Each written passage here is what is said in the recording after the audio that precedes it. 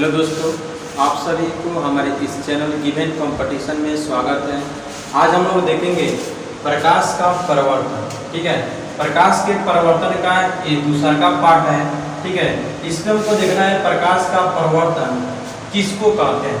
ठीक है, लिखे हैं इसमें परिभाषा क्या लिखे हैं कि प्रकाश के किसी वस्तु से टकराकर लौटने को प्रकाश का परावर्तन कहते हैं। मतलब क्या है कि अगर किसी वस्तु पे प्रकाश पड़कर और वहां से वो रिटर्न होकर क्या हो लौट जाती है किरणें, तो उसको हम लोग क्या कहते हैं, प्रकाश का परावर्तन कहते हैं। ठीक है, तो मैंने प्रकाश का परिभाषा आपको देना होगा प्रकाश के परावर्तन का। तो कैसे देंगे, प्रकाश के किसी वस्तु से टकराकर लौटने को हम लोग क्या कहते हैं, तो प्रकाश का परावर्तन कहते हैं। ठीक है, अब प्रकाश का जो परावर्तन है वह क्या है, अलग अलग वस्तु पे पड़ेगा तो उसका परावर्तन अलग अलग तरीका से होता है। जैसे हम यहाँ पे लिखे हैं क्या, इस समतल दर्पण पर प्रकाश का एक, जैसे समतल दर्पण का है प्रकाश का एक अच्छा परावर्तक है। मतलब जो समतल दर्पण होता है वह प्रकाश को अच्छी तरह से क्या करता है, परिवर्तित कर देता है, लौटा देता है किरणों को, अधिकांश भाग को लौटाता है। जो समतल दर्पण होता है वह प्रकाश के अधिकांश भाग को, मतलब जितना प्रकाश पड़ेगा दर्पण पे, समतल दर्पण पे, वह उसका अधिकांश भाग क्या करता है, लौटा देता है। इसलिए समतल दर्पण को हम लोग क्या कहते हैं, प्रकाश का एक अच्छा परावर्तक मानते हैं। ठीक है, अब हम इसको देखना, हम इसमें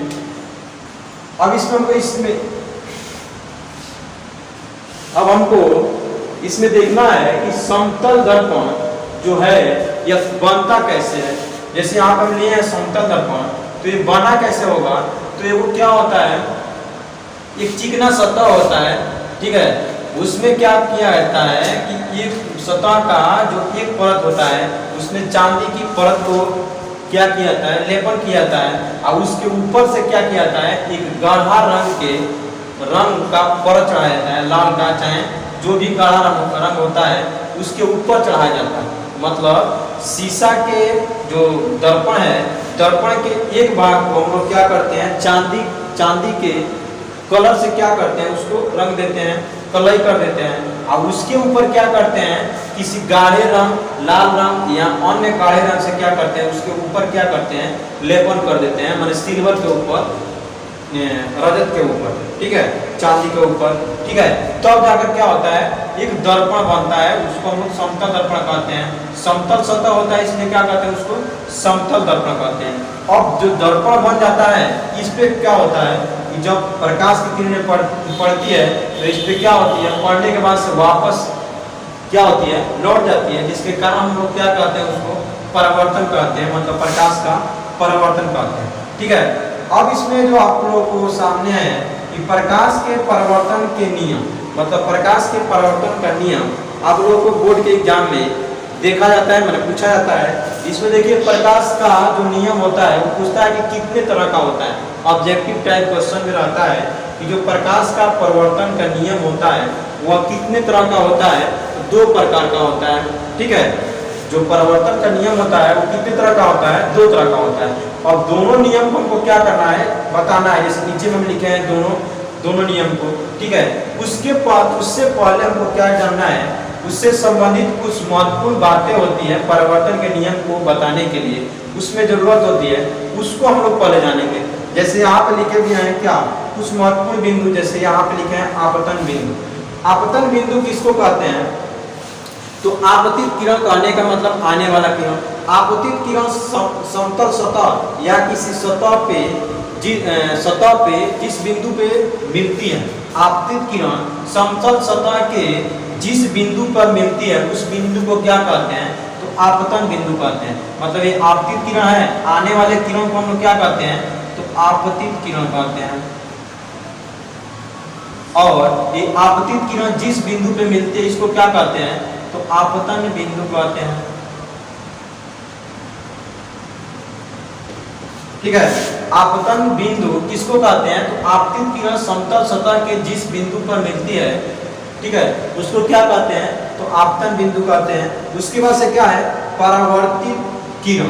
परावर्तित किरण किसको कहते हैं, तो आपतित किरण सतह पे पड़ने के बाद से वह क्या होती है, उसी माध्यम में, मतलब प्रकाश की किरणें आपतित किरण जिस माध्यम से आई है उसी माध्यम में लौटने की जो घटना होती है उसको क्या कहते हैं, तो परावर्तित किरण कहते हैं। जैसे ये आपतित किरण आई है, इस सतह पे पड़ने के बाद से यह मुड़कर अपनी दिशा में, माने जिधर से आई है, मतलब जिस माध्यम से आई है उसी माध्यम में चली गई है, इसलिए इसको क्या कहते हैं, परावर्तित किरण कहते हैं। जो किरणें मुड़ कर जा रही है इसको क्या कहते हैं, तो परावर्तित किरण कहते हैं।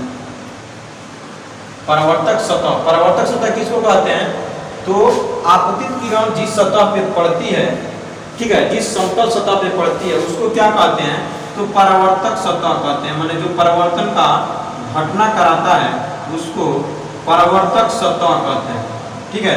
आपतित किरण जिस सतह पे पड़कर वो क्या होती है, मुड़ जाती है, उसी माध्यम में, जिस माध्यम से आपतित किरण आई है उसको हम लोग क्या कहते हैं, तो परावर्तित किरण कहते हैं, ठीक है। इसके बाद से क्या है, अभिलंब है। तो अभिलंब किसको कहते हैं, तो आप ऐसे कह सकते हैं, समतल सतह के किसी बिंदु पर डाला गया क्या लंब को क्या कहते हैं, अभिलंब कहते हैं, ठीक है। समतल सतह के किसी बिंदु पर डाला गया लंब को क्या कहते हैं, तो अभिलंब कहते हैं। उसके बाद से क्या है, तो आपतन कोण है। आपतन कोण किसको कहते हैं, तो देखिए आपतित किरण और इसको क्या कहते हैं, तो अभिलंब कहते हैं। अभिलंब कहने का मतलब क्या है कि समतल सतह के जिस बिंदु पर डाला गया लंब, समतल सतह के किसी बिंदु पर डाला गया लंब को क्या कहते हैं, अभिलंब कहते हैं। यही रेखा क्या है, अभिलंब, ठीक है। ये क्या होता है, 90 डिग्री के कोण से समतल दर्पण के साथ 90 डिग्री कोण बनाता है, ठीक है। आपतन कोण किसको कहते हैं, तो आपतित किरण और अभिलंब, आपतित किरण और अभिलंब के बीच का जो कोण होता है उसको हम लोग क्या कहते हैं, तो आपतन कोण कहते हैं। इसको हम लोग क्या करते हैं, आई से लिमिट करते हैं। उसके बाद से क्या है यहाँ पे, परावर्तन कोण। तो परावर्तन कोण किसको कहते हैं, परावर्तित किरण और अभिलंब, परावर्तित किरण और अभिलंब के बीच के कोण को हम लोग क्या कहते हैं, तो परावर्तन कोण कहते हैं। इसको हम लोग डिनोट करते हैं किससे, संकेत इसका आर होता है, मतलब जहाँ पे आर देखिएगा स्मॉल आर, वो क्या होता है, परावर्तन का कोण होता है। जहाँ पे स्मॉल आई होता है वो क्या होता है, आपतन कोण को प्रदर्शित करता है। अब हमको इसमें नियम देखना है, प्रकाश का जो नियम 2 होता है उसी को देखना है। जो पहला नियम होता है वो क्या कहता है कि आपतित किरण और क्या, परावर्तित किरण, और आपतित किरण, परावर्तित किरण तथा अभिलंब, ठीक है। जैसे यहाँ पे क्या लिखे हैं, आपतित किरण, परावर्तित किरण तथा आपतन बिंदु पर डाला गया अभिलंब, तीनों एक ही समतल में होते हैं। आपतित किरण, परावर्तित किरण तथा आपतन बिंदु पर डाला गया अभिलंब तीनों एक ही समतल में होते हैं।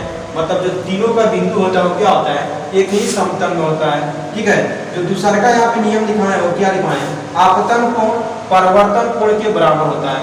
मतलब आपतन कोण आई है और परावर्तन कोण क्या है, आर है। ये क्या होता है, दोनों बराबर होता है परावर्तन के नियम से। मतलब कोण आई बराबर कोण आर के होता है, ठीक है। आप लोगों से पूछता है ये कि बताइए कोई प्रकाश की किरण समतल दर्पण पर अगर लंबवत आती है, लंबवत कहने का मतलब क्या है, ऐसे लंबवत आएगी, ठीक है। लंबवत आने के बाद से प्रकाश की किरणें परावर्तित होकर किधर से जाएगी, ठीक है। तो हम लोग जो परावर्तन का जो दूसरा का नियम होता है, आपतन कोण परावर्तन कोण के बराबर होता है, उसी का नियम का लागू करते हुए यहाँ पे बताएंगे। जैसे क्या है, ये आपतित किरण है, ये क्या है, आपतित किरण है।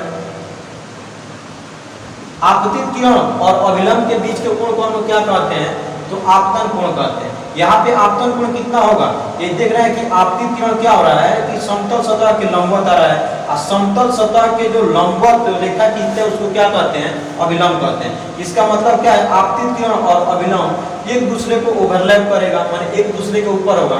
तो यहाँ पे आई का मान कितना होगा, तो 0 डिग्री होगा, क्योंकि आपतित किरण और अभिलंब दोनों एक ही रेखा पे है, इसलिए इनके बीच का जो कोण होगा वो कितना होगा, 0 डिग्री होगा। आप लोग परावर्तन के नियम से क्या जानते हैं कि आपतन कोण परावर्तन कोण के बराबर होता है। मतलब अगर यहाँ पे 30 डिग्री का कोण पे आया है तो तो क्या होगा, परावर्तन का कोण 30 डिग्री बनाते हुए क्या होगा, ये परिवर्तित हो जाएगा। तो यहाँ पे आपतित किरण जो आई है वह 0 डिग्री पे आई है अभिलंब के साथ, तो परावर्तित होकर क्या होगी, 0 डिग्री पे मुड़कर जाएगी। तो 0 डिग्री कहाँ से होगा, यहीं से क्या होगा, रिटर्न होकर चला जाएगा। मतलब क्या है कि अगर कोई प्रकाश की किरण किसी समतल पर लंबवत पड़ने के बाद से परिवर्तित होकर क्या होती है, वह उसी रेखा पे, माने जिस रेखा पे आपकी किरण आई है उसी रेखा पे क्या होती है, रिटर्न हो जाती है, माने लौट जाती है।